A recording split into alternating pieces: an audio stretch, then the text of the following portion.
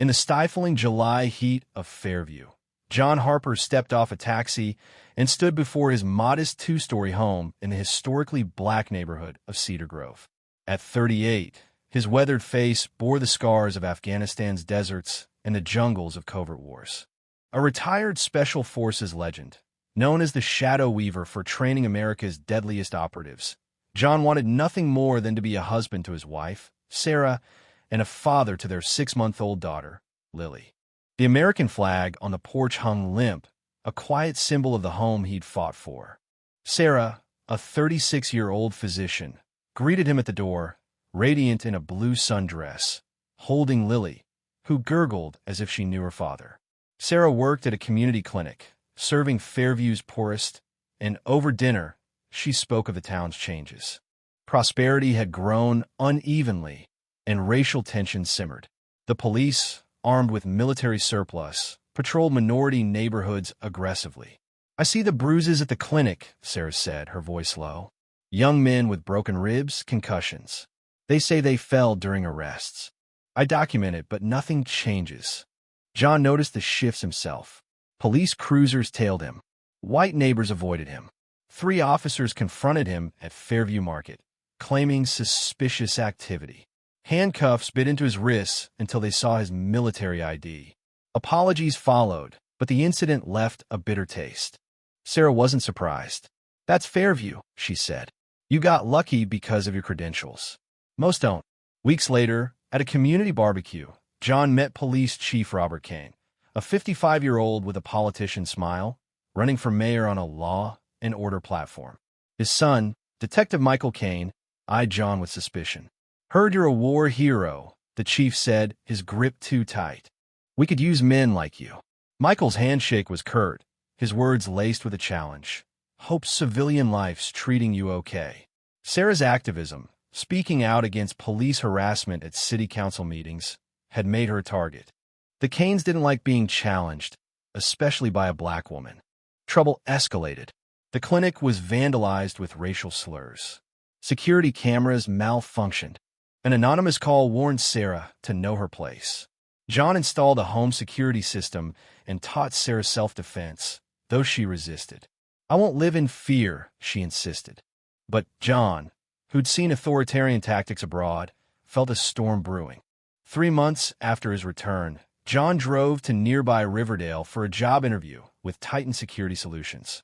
The CEO, a former Navy SEAL, nearly hired him on the spot. On his way home, Sarah called, her voice tense. A dark sedan with tinted windows had been parked across their street for hours. John told her to lock the doors and head to their safe room if needed. She'd called the police, but no one came. He sped home, heart racing. Unbeknownst to John, an anonymous tip claimed an armed suspect at their address. Detective Michael Kane led a no-knock raid. Lights off, body cameras disabled. Sarah, reading Lily a bedtime story, heard the door crash. She placed Lily in her crib and grabbed her phone. Before she could dial 911, officers stormed upstairs. Mistaking her silhouette, they fired. 3 bullets hit her chest. She collapsed outside Lily's room as the baby wailed. John arrived at chaos. Cruisers, flashing lights, neighbors filming. Paramedics loaded Sarah into an ambulance, her blouse blood-soaked. Detective Kane, holding a screaming Lily, claimed Sarah was armed and non-compliant. "Armed," John roared, cradling his daughter. "She was putting our baby to bed." The weapon was a baby bottle. At the hospital, Sarah was pronounced dead. The internal investigation, suspiciously swift, ruled the shooting justified. No charges were filed. Grief consumed John, but at Isla's funeral, attended by hundreds, he delivered a stoic eulogy, vowing to honor her. 2 weeks later, a USB drive fell from Sarah's medical journal. It held audio, videos, and documents detailing police brutality, racial profiling, and corruption in Fairview's department. Sarah had been building a civil rights case, alone, to protect John. Her final journal entry, dated days before her death, mentioned meeting a DOJ contact and being tailed by Michael Kane. John took the evidence to the FBI in Riverdale. Agents seemed concerned, but went silent. A clerk later whispered that Chief Kane's connections, a brother-in-law tied to a powerful senator, had buried the case.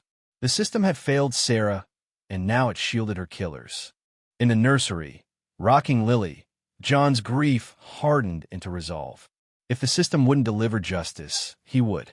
He called on his former trainees, Captain David Torres, an infiltration expert, Lisa Wong, a surveillance guru, and Maria Cruz, a communications specialist.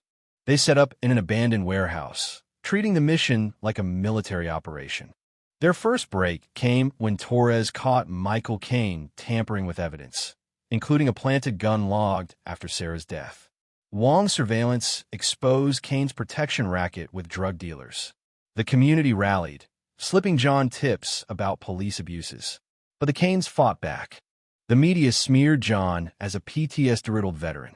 A social worker, flanked by officers, took Lily into state custody, citing concerns about John's stability. His home burned in a suspicious fire, ruled an electrical fault. John's team pressed on. Wong was captured and tortured, but John rescued her through utility tunnels, though he took bullets to his shoulder and thigh. A young officer, Ethan Brooks, leaked body cam footage proving Sarah's murder was staged. The footage showed Michael Kane planting the gun post-shooting. John planned a sting, posing as a businessman to catch Kane extorting money. But an FBI leak tipped Kane off, and he escaped. Chief Kane then took journalist Emily Carter hostage, demanding his son's release. John infiltrated the police station via drainage tunnels, a near-suicidal route. He triggered a fire alarm, neutralized guards, and faced the chief, who held Emily at gunpoint. "It's over," John said. "Your son's alive. Let her go." The chief wavered, but Michael, having escaped, burst in and shot his father, claiming self-defense. Emily's phone recorded everything, exposing Michael's lies. John subdued Michael, saving the chief's life despite his hatred. State police stormed in, arresting Michael.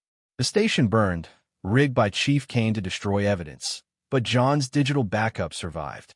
The evidence, Sarah's files, the body cam, and Michael's confession, went viral, sparking national outrage. Chief Kane got 20 years, Michael, life without parole. A year later, John founded the Sarah Harper Foundation in the old police station, advocating for reform and supporting victims of misconduct. Fairview's police were overhauled, with mandatory body cams and oversight boards. John taught nonviolent resistance to youth, channeling his skills into peace. On Sarah's death anniversary, John and Lily visited her grave. "Your mom changed the world," he told her, placing wildflowers. The pain lingered, but Sarah's legacy, justice, reform, hope, endured. What would you do if faced with such injustice? Can one person topple a corrupt system, or does change demand collective action? Share your thoughts below. Have you seen discrimination or violence go unchallenged? Take a stand. Your voice matters.